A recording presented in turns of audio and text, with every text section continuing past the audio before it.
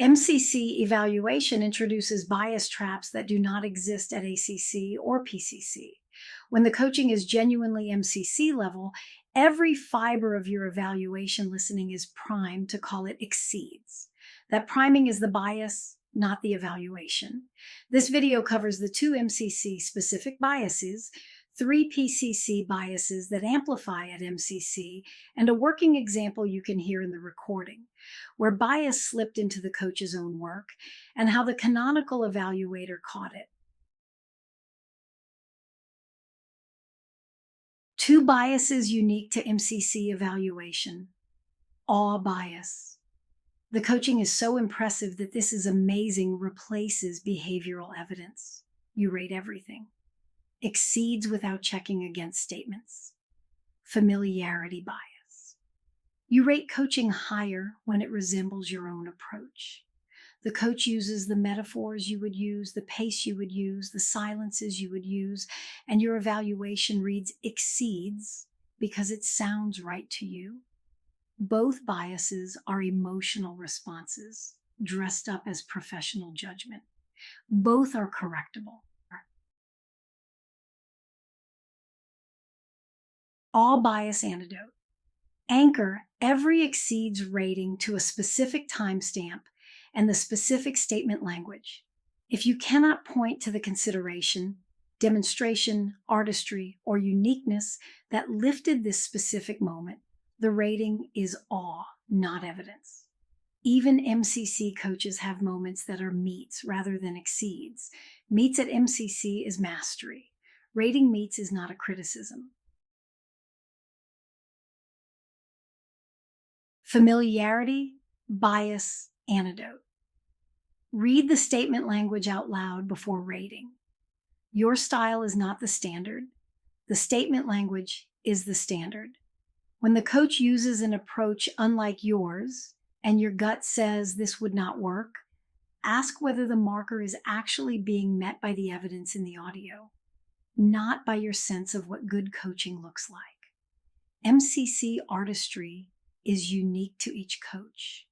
Your artistry is one expression of MCC, not the template.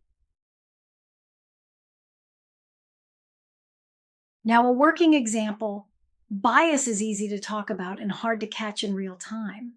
So instead of listing principles, let's listen to a moment in the recording where bias slipped into the coach's own work and hear how the canonical evaluator caught it. 15:04. The coach is in flow. The session is going well. The client has just said she cannot accept it because she does not know why me. Listen for the question the coach asks.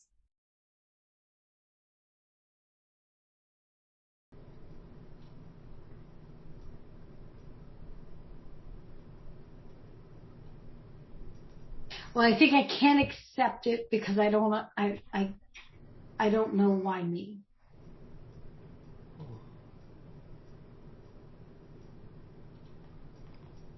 So then what do you need in order to switch that off, switch that nervousness off?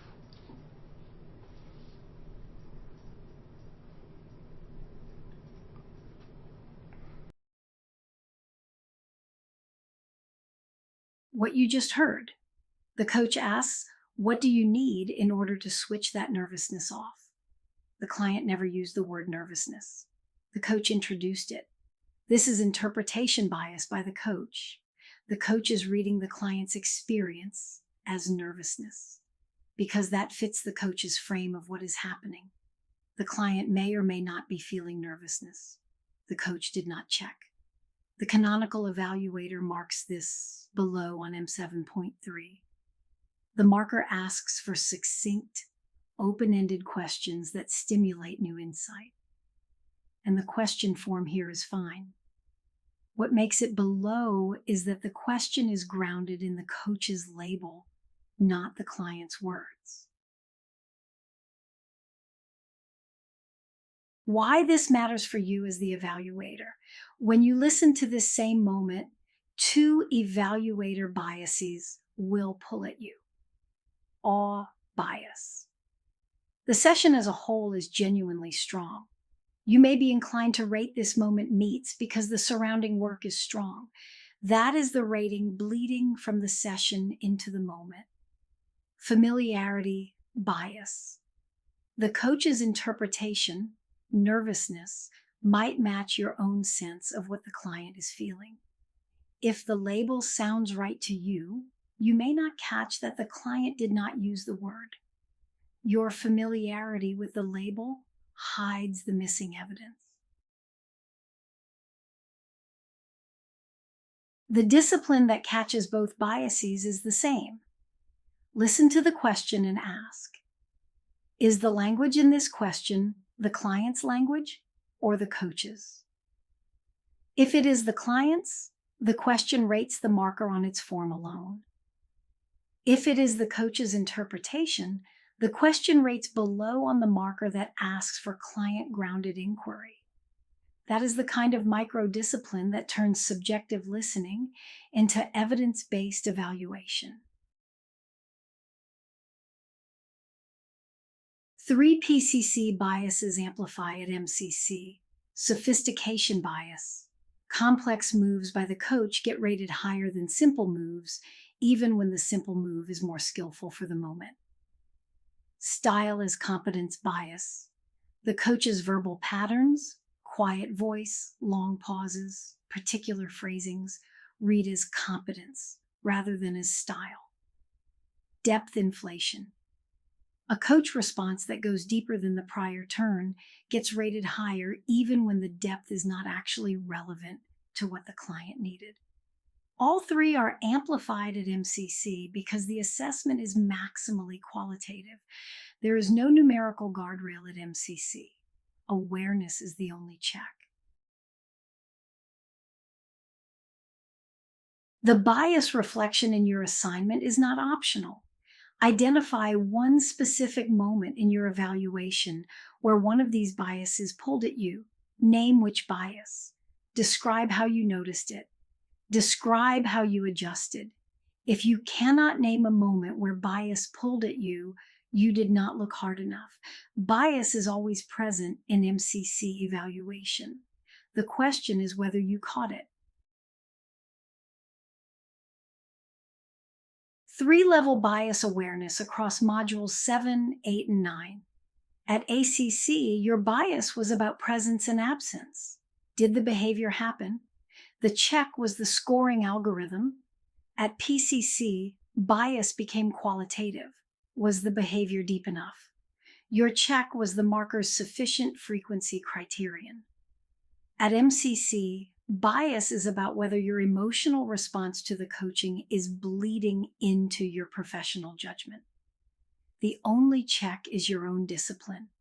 The calibration test, the timestamp anchor, the client-grounded language test you just heard demonstrated.